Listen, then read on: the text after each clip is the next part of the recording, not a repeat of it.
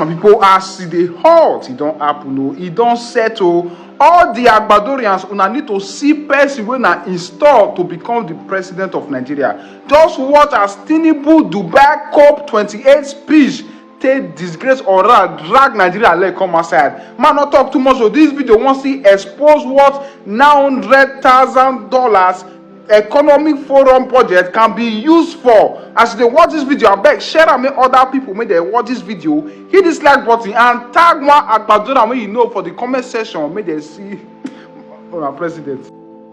That we will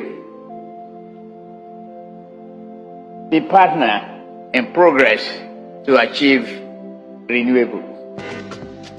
John Kerry was like, hey, get on with it, speak up or give way for another speaker to mount the podium.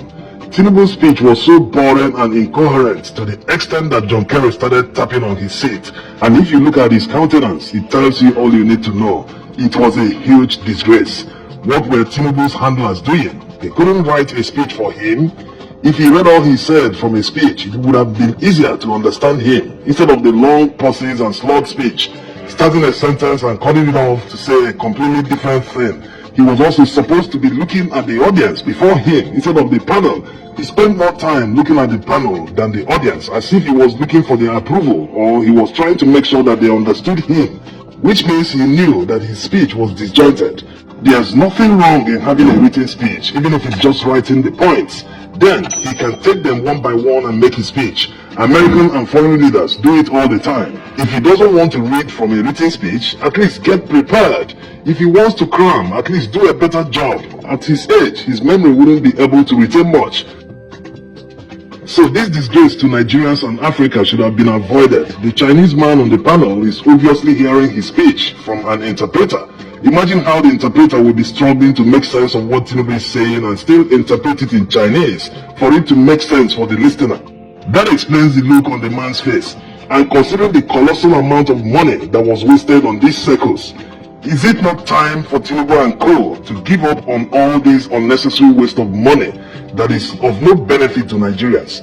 Is it not time for them to cancel their planned attendance to the World Economic Forum in Davos, Switzerland? This event will hold from January 14th to 20th. Tinubu has already budgeted more than $900,000 for the meeting. All these unnecessary waste, $900,000 is about 1 billion naira at the current exchange rate. This amount might seem small, but it can actually make a serious impact on Nigeria's economy. Let's look at one instance. Lagos is the economic capital of Nigeria, and we all know how the petrol price increase has affected the price of goods because of the increase in the cost of transportation. So imagine if public transport buses that run on petrol or diesel are retrofitted to run on compressed natural gas. Let's assume that conversion kits will cost about 1 million naira per vehicle. That means 1 billion naira can fund the retrofitting of 1,000 vehicles. So considering that one standard cubic meter of CNG is sold for 200 naira at the filling station, that means to fill up a 12 standard cubic meter CNG cylinder will cost about 2,400 naira only. Compare that to how much it costs to fill up a 45-liter petrol tank. That will cost about 27,000 naira at 600 naira per liter. That's some massive savings. And depending on the size of the public transport vehicle, a full tank of CNG can easily last a whole day. So imagine the impact on the Lagos economy alone if 1,000 public transport vehicles running on CNG hit the streets of Lagos, offering a much reduced transport fare of about 100 naira per drop. That will not only improve mobility of millions, it will also reduce the cost of many products in the market, because transportation cost contributes a lot to inflation. Nigeria doesn't need to import CNG unlike petrol because we have it in abundance, and it doesn't need a refinery worth millions or billions of dollars to process. So why are we not using it, at least in public transport? Up till today, despite the advent of electric vehicles, most public transport vehicles in Southeast Asian countries all run on CNG.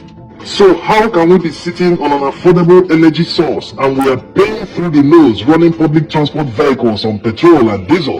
This is just one example. There are many other ways to spend 1 billion naira that will impact Nigeria's economy better instead of wasting the money on a circus abroad.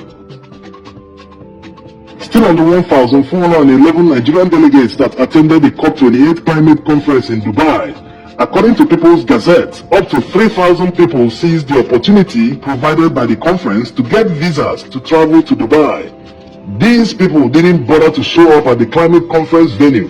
The UAE banned visa issuance to Nigerians and some other countries in 2022.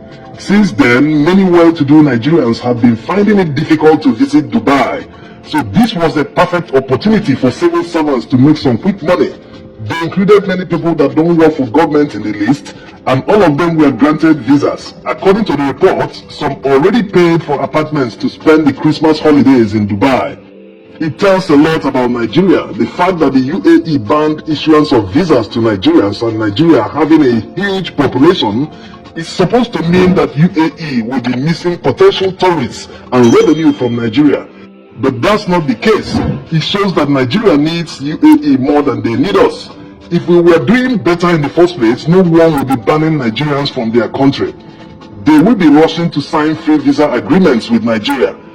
We need to do better because it is very easy to replicate Dubai massive developments in Nigeria if we are able to manage our resources more prudently and efficiently. Thanks for watching.